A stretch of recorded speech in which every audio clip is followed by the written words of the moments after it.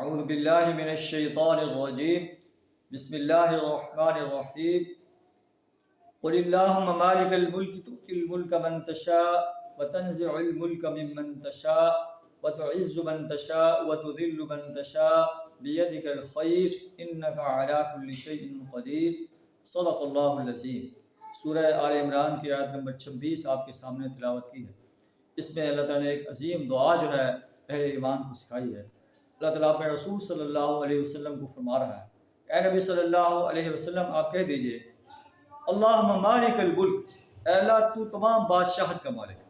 یہ چھوٹے چھوٹے بادشاہ ہیں، یہ عارضی بادشاہ ہیں، ان کی کوئی حیثیت نہیں، اصل بادشاہ تیری۔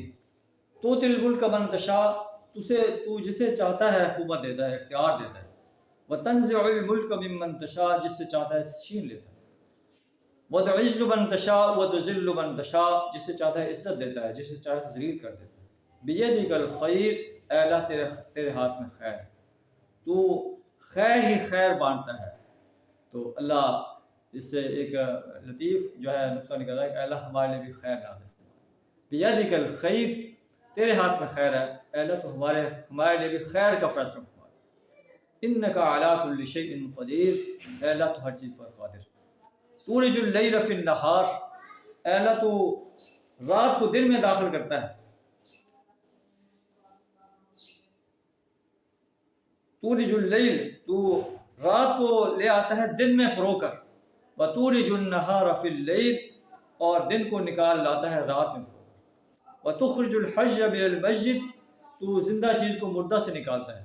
وتخرج المسجد من الحی، اور مردہ چیز کو زندہ چیز سے نکالتا ہے۔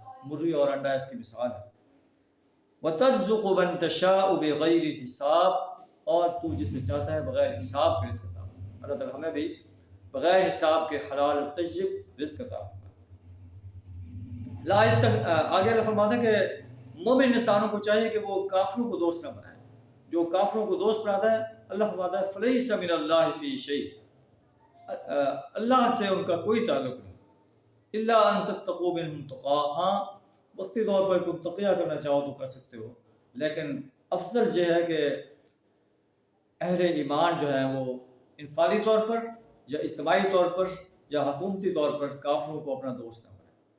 اللہ تمہیں اپنی ذات سے ڈرا رہا ہے۔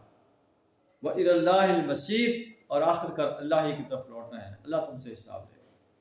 اے نبی صلی اللہ علیہ وسلم میں کہہ دیجئے تم چاہے جو تمہارے سینوں میں ہے اسے چھپاؤ یا ظاہر کرو، یعلمہ اللہ، اللہ اسے جانتا ہے۔